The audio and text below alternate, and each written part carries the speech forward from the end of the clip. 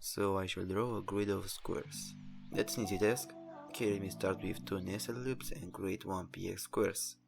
Each tile position is xy and what the hell?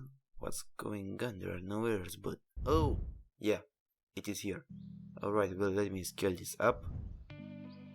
Oh, I need to use multiplication, huh? So I guess the position should be x50, y50, right? Oh yeah, the squares are way too small. I should try to make them 50px. That seems fine.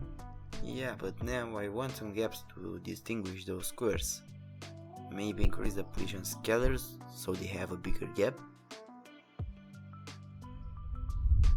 Oh, perfect. But if multiplication scales this up, then I wonder what addition does. Oh, it offsets it.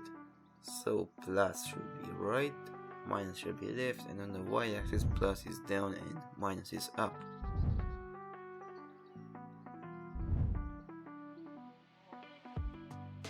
Well, that's pretty nice.